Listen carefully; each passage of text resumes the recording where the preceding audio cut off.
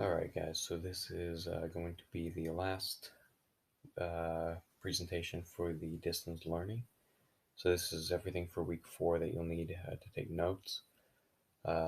It's a little after, it's actually just before 2:15 a.m. when I'm recording this. And I've worked on this most of the day, so I'm going to be talking quieter. Yeah, you might have to turn your volume up a little bit because of that, but anyway, I just want to get right into this. And so, but just before I do that, this is mostly going to cover the civil rights movements involving African Americans and women. A few other groups I'm just going to cover briefly at the end, sort of like on the second assignment for week 4.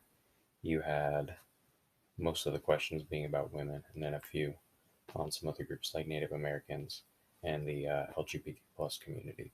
So anyway, so just to get into this, there's some important background information to know. So a lot of uh, what civil rights movements consisted of were what are called people's movements or grassroots activism, as your book calls it, that sought to get rid of racial injustice. Grassroots movements, all that means is the roots of the grass that's at the bottom part. So if you have government at the top, uh, you'd have the people at the very bottom, at the roots of it. And so that's basically just expresses that it was the ordinary people who started these movements. And of course, the government also contributed by putting certain laws into place, but they kind of worked together to achieve progress overall, as we'll see. Now, also, you had the peak of the civil rights movement happening in the 1950s and 1960s. There were civil rights movements before then, and there are still civil rights movements going on today. But it's usually the 50s and 60s that we think of when we think of the civil rights movement, particularly with African American civil rights and the achievement of greater freedoms for that group of people. Now, um, as I implied lightly a few seconds ago, um, even though laws had been in place since the 1860s that favored the equality of previously enslaved people, to refer to one group, those people's lives, they were still plagued by maltreatment. In other words, um, new laws were put into place, but people found ways to get around that. And so, with all that stuff in mind, let's get into African American civil rights, starting with from the beginning and going through the end of the 19th century. Now, starting from the beginning of our country, so in the Constitution, you have statements about all men being created equal, for instance. Now, even though there were statements like that written down, the quality it wasn't fully realized in practice at this time. Just remember that early on in U.S. history, many civil rights, including voting rights, that mostly those were just granted to white male landowners who were particularly well off, materially speaking. In other words, they had a lot of land, they were very rich, that kind of thing. So, and you also had the very writers of documents like the Constitution, in particular Thomas Jefferson, who themselves were slave owners, even though many of them expressed certain qualms about slavery. They weren't actually strong enough to stop practicing slavery and slaveholding and that kind of stuff. So, anyway, um, people's movements began to start, and so thanks to a combination of people's movements on the part of oppressed people, in this case African Americans and Africans, as well as an increasing number of white people who supported increasing the civil rights of those groups during the early 1800s. For a few examples, you had a white man named William Lloyd Garrison um, who was an abolitionist. He started an abolition uh, publication known as The Liberator. You can read about that. And you also had around the same time the the appeal of David Walker. David Walker being a slave. That was written in 1829. And then you've also got Nat Turner's Rebellion happening just a couple of years later. Um, probably most famously of all, you have Frederick Douglass, who was a former slave. He escaped his freedom, and he later wrote an autobiography that included firsthand accounts of how slaves were treated. And what this did was it started to raise more awareness and ultimately more advocacy for the abolition of slavery, particularly among black leaders. Now, some problems showed up. For one thing, in 1857, you had the Supreme Court case Dred Scott versus Sanford. Now, what this did was it ended up concluding that uh, blacks do not have citizenship, and that whole idea undermined their right to represent themselves in court and to uh, advocate for their legal rights as a whole. And on top of all this, you have political leaders around the country that were unable to agree on legal policies about slavery.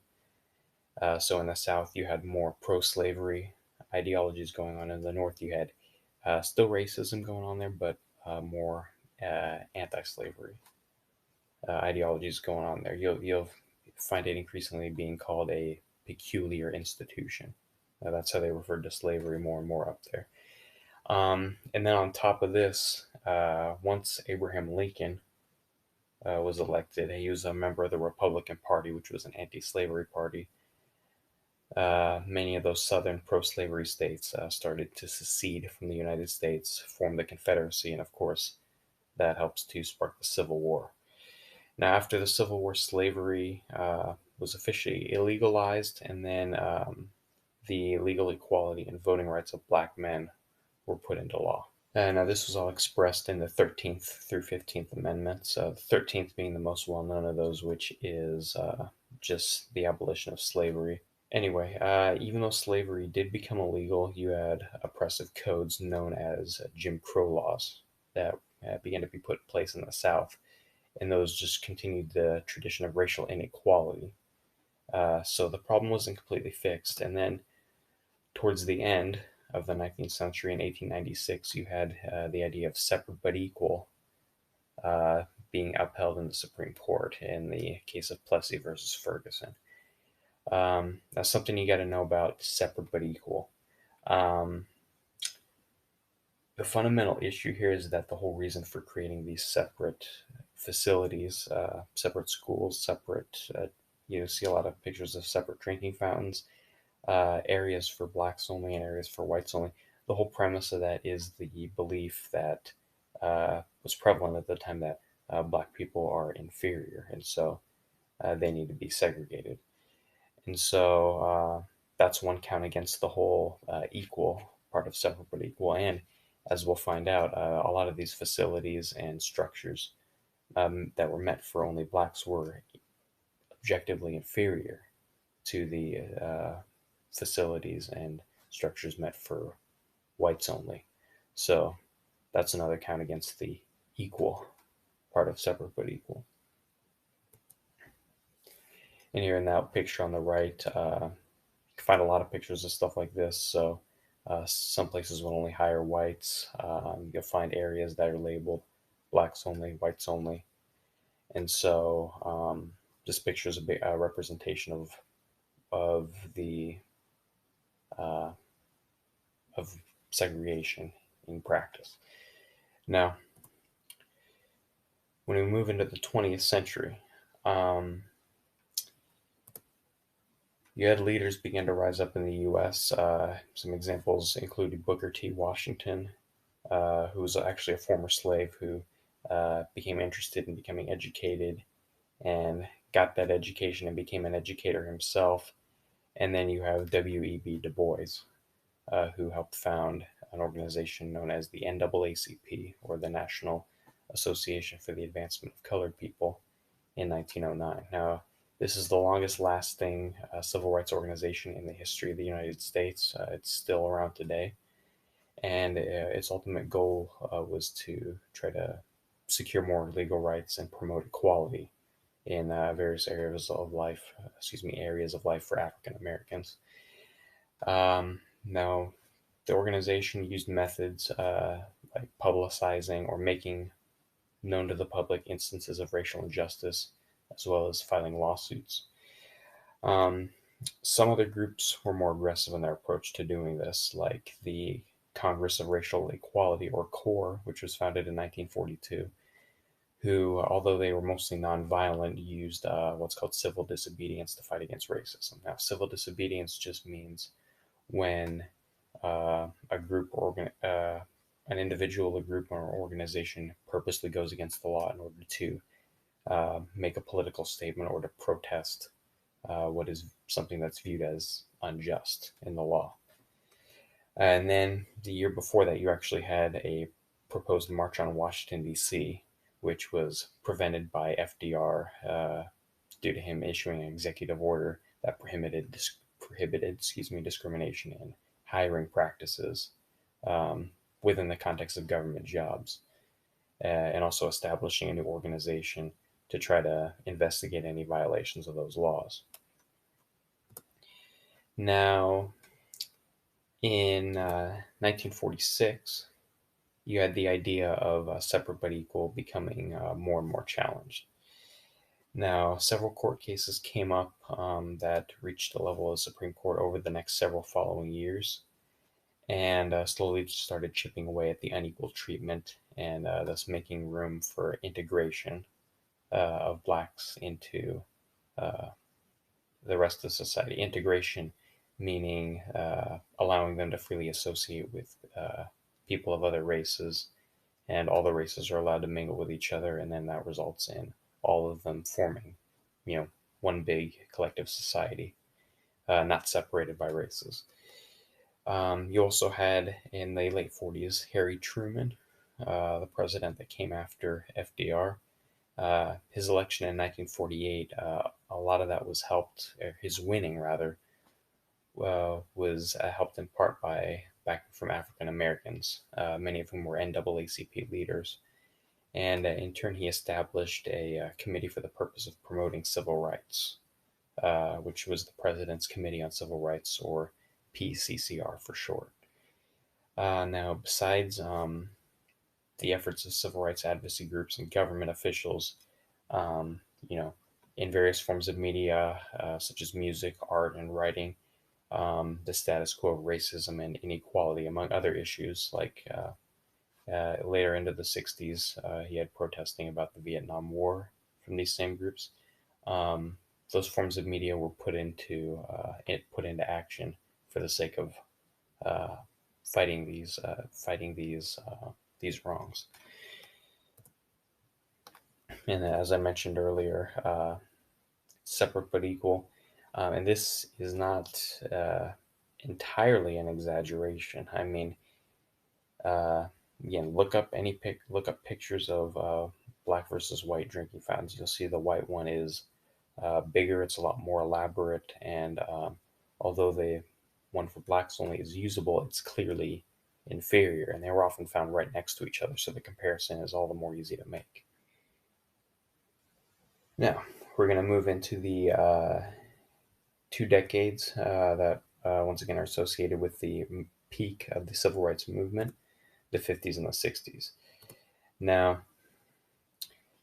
separate but equal, as I said before, that started being challenged in the late 40s, and that was officially shut down in the Supreme Court case, Brown versus the Board of Education. Now, just for some background, the daughter of Reverend Brown uh, would have been required to attend a black only school that was over 20 blocks from her house when there was a white school much closer by. And on top of this, there was, of course, the inferiority, of the black only schools compared to the white schools.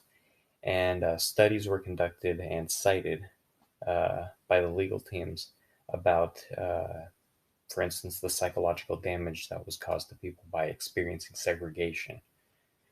And so the Supreme Court decided in favor of Reverend Brown, and despite this, though, many people, including members of Congress who represented former Confederate, states, they tried to go against the process of desegregating schools. Desegregating mean they become integrated together. In other words, there's no more black only or white only.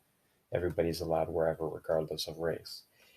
Um, and then this led to another event in Little Rock, Arkansas in 1957 with 9 high school students being denied entry to a high school because of their race.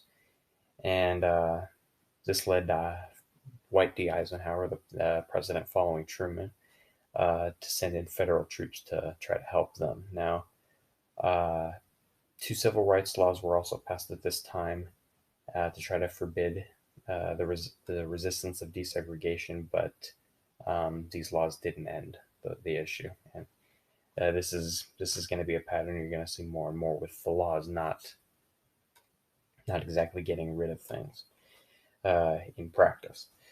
Now, over time, you had important figures that began to emerge and become more and more prominent. For instance, you've probably heard of a woman named Rosa Parks. So in 1955, she famously refused to give up her seat on a bus in Montgomery, Alabama, to a white man. That was something she was legally required to do. And but she stood her ground, and she was subsequently arrested. This would not be the last time this happened to her, because it also happened during subsequent bus boycotts that were inspired by her resistance. Uh, and so, in the midst of this, you had another man named Martin Luther King Jr., whose name is on there. We've all heard of him. He was a Baptist minister from Montgomery, Alabama, who was chosen to be the leader of an organization that kept the boycotts going until the NAACP won a Supreme Court order that got rid of bus segregation in that region. With the boycott having lasted 381 days, you had a lot of financial hardships for the bus companies because so many people were refusing to ride them. And so you didn't get a lot of money coming from the fares because people weren't paying their fares because they weren't riding the buses. Now, and during the 1960s, you had 2 major phenomena show up that protested the continuing racism, and these were sit-ins and freedom rides. Now, sit-ins, those started in Greensboro, North Carolina, in February of 1960.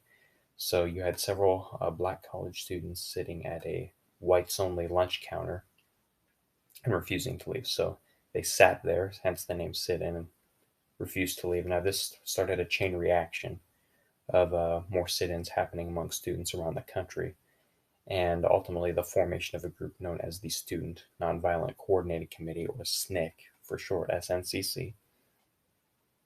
And in many ways, although they differed from Martin Luther King's ideologies, hence why the group was formed, they were inspired by his nonviolent approach to things.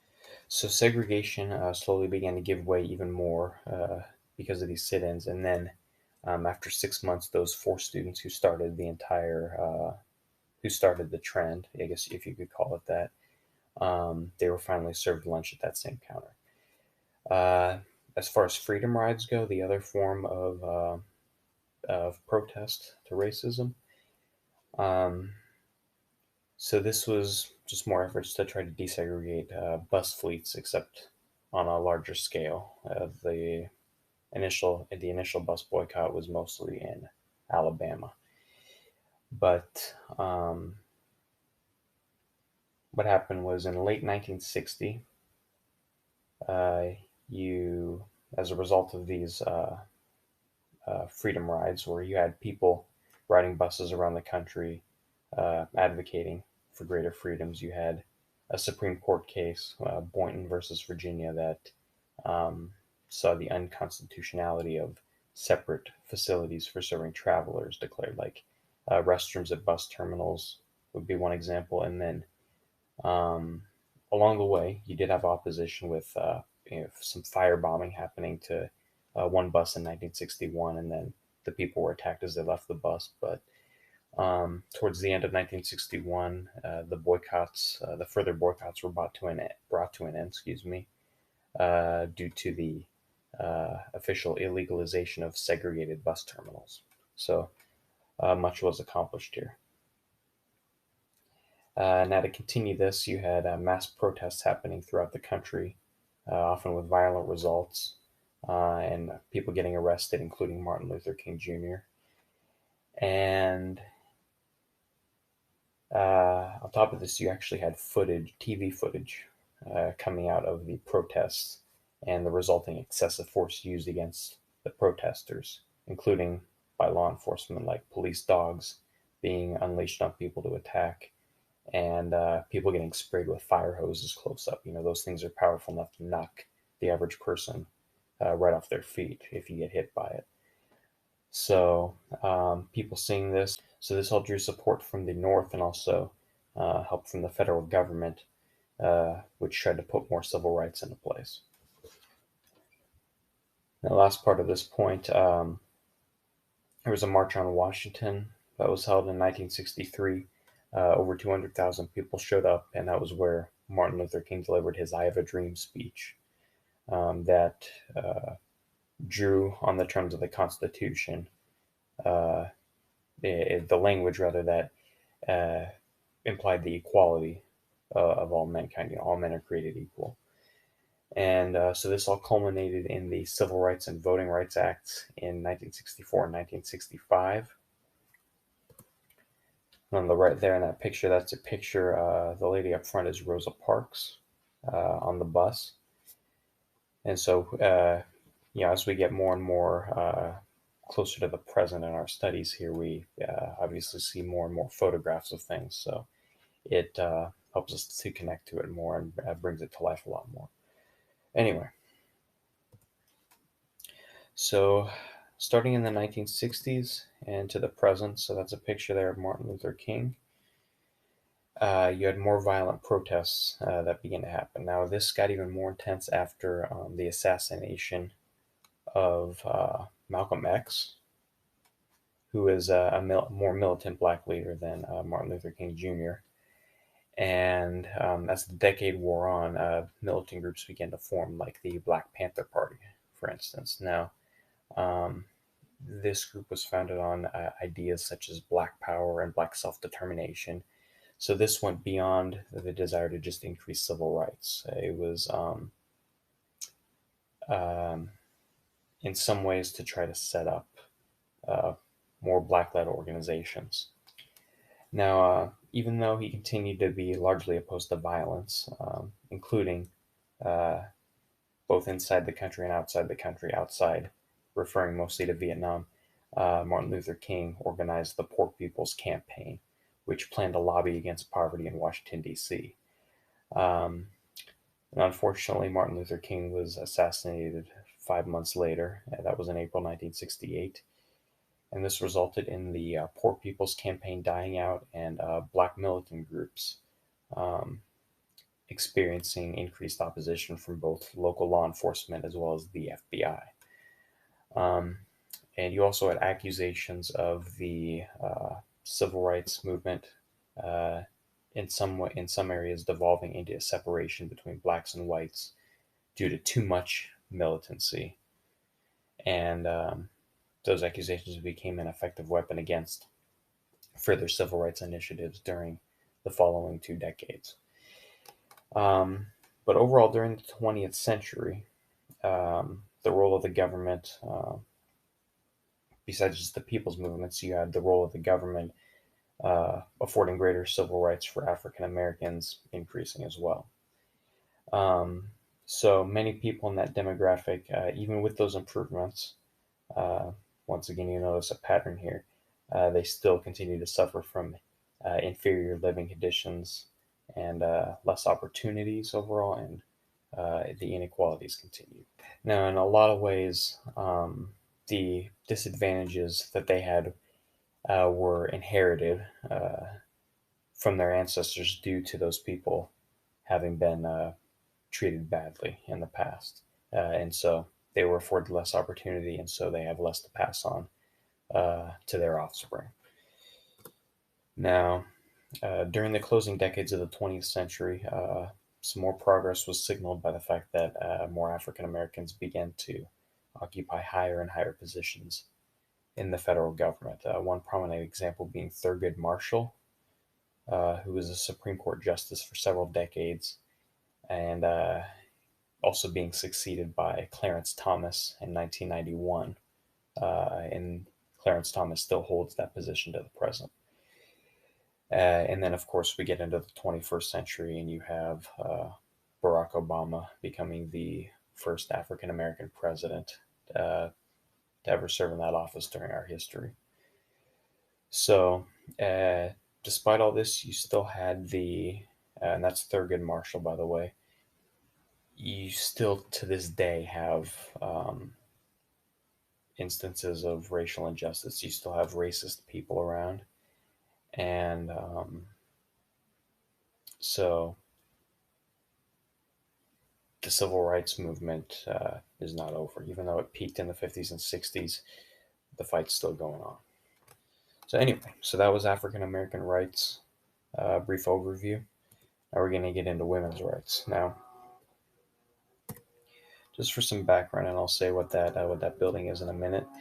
Um, so to start with, I mean, early on in the United States history, before I get to that first point, again, property rights started off mostly being given to landowning white men who were particularly well off. Those property rights and those voting rights had been extended to all white men as the 1800s opened up and began to wear on. But women were still excluded from this, and women began to participate in various groups that aimed at gaining more equality for different groups of people. And eventually, an official meeting specifically designed to discuss the civil rights of women as a central topic, took place in Seneca Falls, New York in 1848. Now, the building on the right you see, that is actually a chapel, and that's the very building where this meeting was held. And actually, the building still stands today. As you can see, it's a recent picture. I believe it's actually a historical landmark, and it's being preserved. But anyway, just something I find interesting. I got an interest in old buildings, and in a way, it allows us to connect with past events, especially if you're able to go there and see it in person. But anyway, so the Seneca Falls Convention was headed by two women, one named Elizabeth Cady Stanton and the other Lucretia Mott. Now, they drew up a writing known as the Declaration of Sentiments, where you had a key phrase, all men and women are created equal. So this is inspired by some of the Declaration of Independence's language. But, again, they had their own title for it, the Declaration of Sentiments, and they added and women there as emphasis on what their aim was. Now, even though the movements for women's rights began to gain momentum over the next decade, you had the Civil War arrive in the early 1860s, and then that took the focus off of the goals held by those movements. Now, as I said before, at the end of the Civil War, or after the end of the Civil War, you had the passage of greater citizenship and voting rights with the 14th and 15th Amendments. And because of these laws getting passed, you had the way being paved once again for more discussion of women's rights. Now, the term citizens in these two amendments originally only referred to males at that point. Now, perhaps ironically, given that they were trying to fight for more civil rights, more freedom, certain women, including Elizabeth Cady Stanton and Susan B. Anthony, another famous woman you might have heard of, they actually opposed the 15th Amendment for that particular reason, because the word citizens didn't include women in its definition. And this group in 1869 formed their own organization known as the National Woman Suffrage Association. And their goal was to get universal voting rights passed and included in the Constitution. Now, another group formed called the American Woman Suffrage Association. And this group actually wanted to support the 15th Amendment's progress while still fighting for equal voting rights on a state by state basis. And their logic behind this was that um, if people saw these women fighting for their rights, also opposing the 15th Amendment, with all the progress it made for another marginalized group, that being African Americans, um, people would begin to associate the two, and uh, the women's movement would begin to get um, potentially an image of being two-faced, or at the very least trying to uh, having the image of trying to shut down the rights of others. Not that they necessarily were trying to do that, but some people could begin to think that. But by 1890, both of the groups had actually reconciled and they coalesced into one group, um, joining their names together as well, and they became the National American Women's Suffrage Association. And so we start to move into where voting rights are actually starting to be gained by women. And so at the start of the second decade of the 20th century, many women had actually been granted voting rights, but just in certain individual states. Now, there were regions that were more stubborn towards those changes, and they were met with more militant tactics from the suffrage groups, such as hunger strikes and even picketing at the White House. Now, uh, leading up to the last couple years before, voting rights were granted all across the board.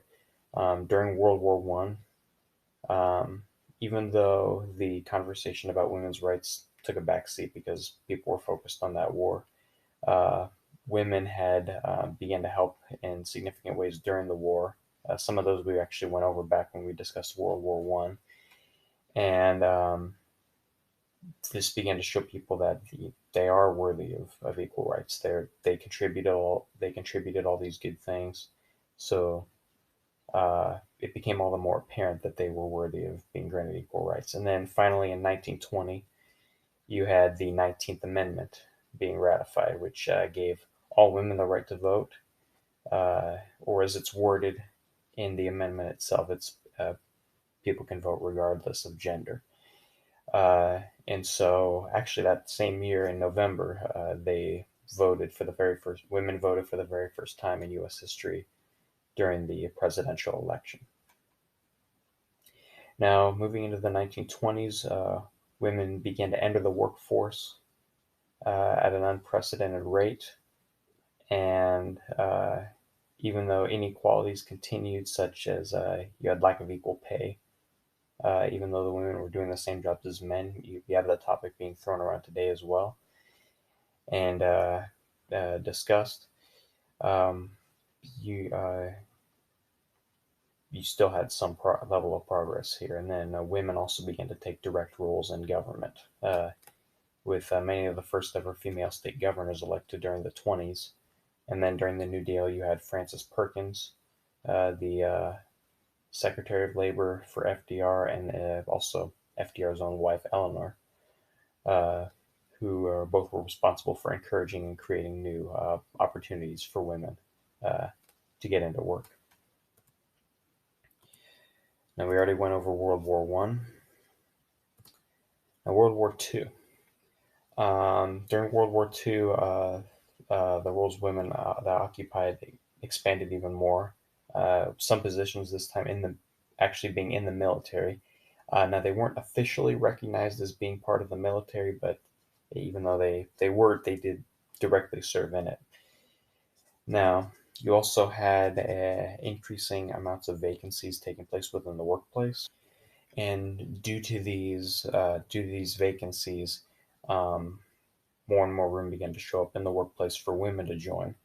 And to serve as inspiration, there was a character named Rosie the Riveter, who you actually see on the right there. So a lot of women got into riveting, and a lot of war or military equipment was needed to be put together. So a lot of women worked in putting that together, hence Rosie the Riveter.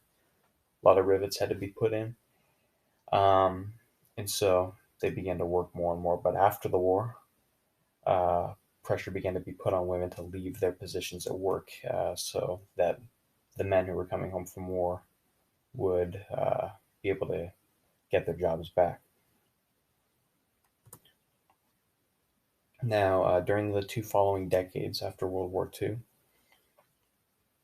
the government began to expand legal rights for women in the workplace. So you had equal employment and equal pay being key areas of focus for the government in the 60s. But even with those laws in place, you still had heavy limitations of those rights and also a need for women to fight for those rights. So the fighting spirit that they had, particularly amid the other civil rights movements of the 1960s, which could be seen as a sort of inspiration towards these groups of women, it led to the increases in the ideology, of feminism, which is defined in your book as the mindset of trying to create equal rights for women. Some people uh, see the term in a more negative light or more extreme light, and some may use it that way. Some may have a more extreme version of feminism that they hold to, but for all practical purposes, here we're calling feminism the uh, aim at getting equal rights for women. You also had an organization known as the National Organization for Women, or NOW for short, NOW. And what this organization did was lead movements that meant to guarantee equal rights all across the board. So not just equal pay, but also equal access to healthcare, reproductive rights. You'd see more of that coming into play in the 60s and 70s. We'll get to that in a second. And also legislation at the state and federal levels that meant to guarantee equal rights for women. Now, in the 1960s and 1970s, the legal rights of women began to expand. And so, as I mentioned, organizations were formed. And I want to go over a couple of important court cases in the 1960s and 1970s. As I mentioned, reproductive rights became a big deal. And so you had two key cases here. You had Griswold versus Connecticut and Roe versus Wade. Now, Griswold versus Connecticut took place in 1965 in response to an 1879 Connecticut law that made contraceptives illegal. Contraceptives being anything that prevents a pregnancy from happening, or like drugs that can terminate a pregnancy early on. Now, a woman named Estelle Griswold, the director of Planned Parenthood at the time, she was found guilty in the Connecticut Supreme Court for attempting to provide access to contraceptives, which again were illegal in the state at this time. So an appeal was made to the Supreme Court of the United States, and the Supreme Court overturned the Connecticut court's decision by 7-2, and argued that the Constitution within the Bill of Rights said that it implies a right to personal privacy, which included marital privacy. Now, yeah, it's not directly stated, but you have things in the Bill of Rights such as the non-self-incrimination clause. In other words, your right to remain silent. You don't have to say anything. You can't be forced to give out information that could land you in any more legal trouble.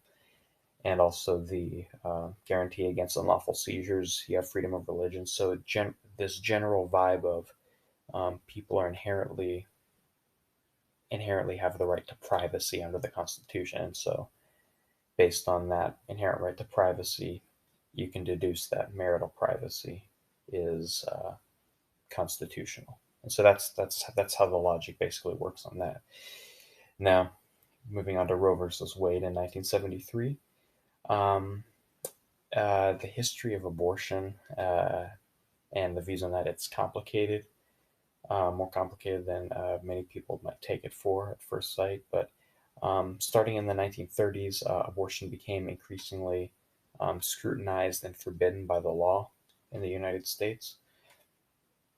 And so in the early 70s, you had a woman named Norma McCovey who was codenamed Jane Roe, which is where the Roe and Roe v. Wade comes from. She was called that at the time to protect her identity. And what she did was call for legal proceedings against the district attorney of Dallas County, Texas. And she fought to have the forbidding of most abortions. In other words, those that were done outside of desperate cases like endangerment of a pregnant woman's life due to the pregnancy, labeled unconstitutional. So she wanted to bring those, uh, a wider range of abortion rights into play.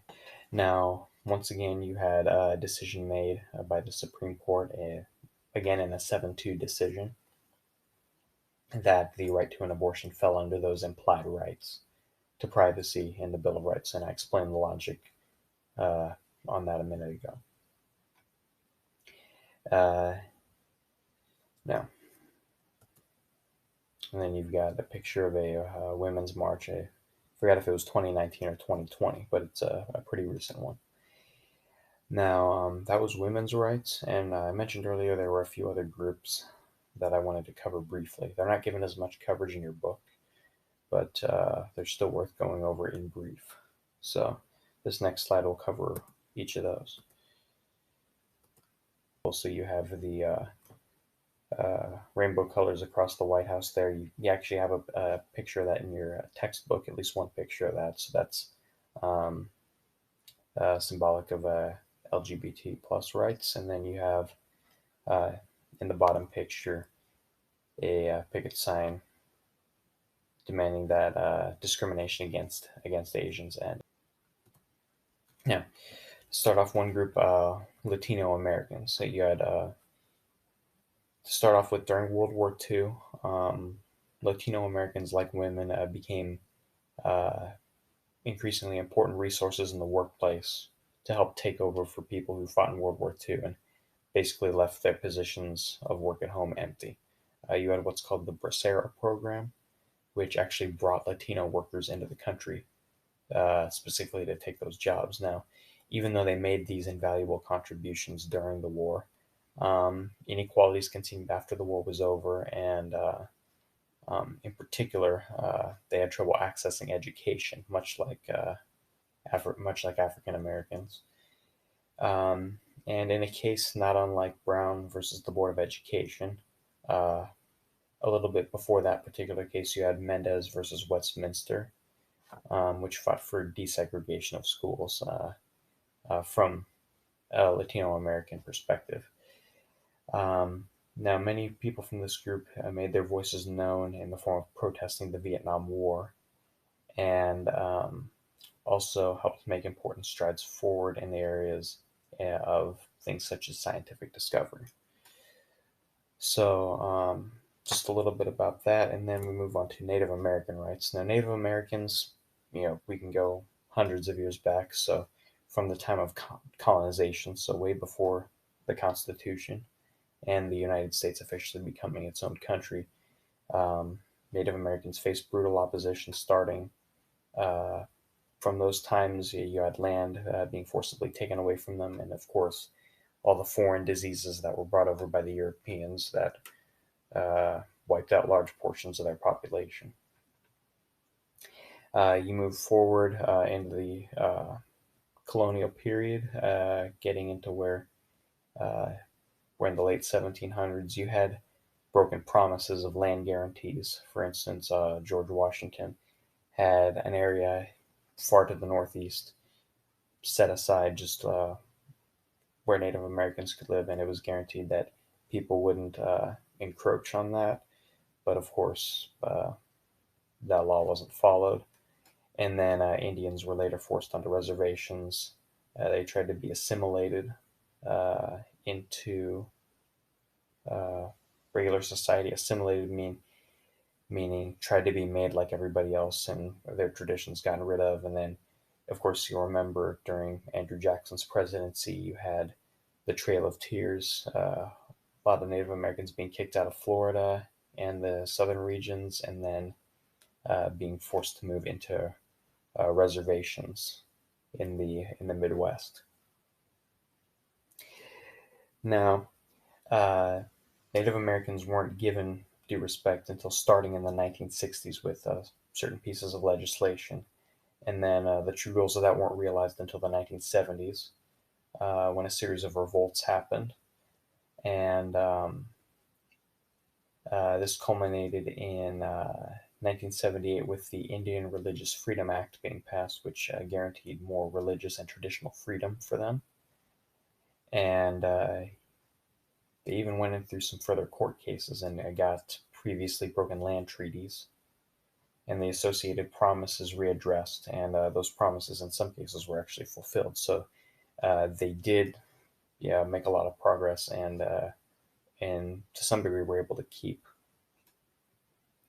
their traditions. Unfortunately, a lot of it from the past was wiped out, and there's a lot we don't actually know. It's very sad. Now, to move on to the next group, we've got the LGBT plus community. Now, during the 50s and 60s, movements from this community started to gain momentum. Now, some organizations in favor of these groups had been formed earlier on in the 20th century. They didn't stand the test of time, and actually, uh, same-sex marriages and same-sex acts were considered illegal, and just same-sex attraction on its own was considered a mental disorder in the 1970s. It was in the DSM, or Diagnostic Statistical Manual. But scientific tests of heterosexual versus homosexual brains began to call that way of thinking into question. And the formation of organizations and the rise of the LGBT plus community members to political positions, such as Harvey Milk in San Francisco. He actually have his picture in your book if you want to look that up. That prefigured greater rights that would come later, particularly with the legislation, or excuse me, legalization of same-sex marriage happening in Massachusetts in 2004. I believe that was the first state to do that. And then the recognition of same-sex marriage as a fundamental right by the Supreme Court in 2015. And then now, relevant to the bottom picture, we have Asian Americans. Now, um, Asian Americans beginning in the 1850s actually had their rights to self-representation opposed in a court case during that decade. Um, Moving forward, you had the Chinese Exclusion Act of 1882, and moving into the 20th century, you had Japanese internment camps. Those were two prime examples of this. Now, with the Chinese Exclusion Act, you had the goal of limiting the number of Chinese immigrants, which started off barring them from immigrating for 10 years and stopping immigrants that were already here from becoming naturalized. In other words, gaining citizenship in the United States. Now, this 10-year ban was extended in 1892, and in the 1920s, there was a total ban that was put into place. In other words, now it's not just Chinese people, it's Asians in general. And then this all stayed in effect until 1943. Now, you might be asking why were people trying to ban them? Well, um,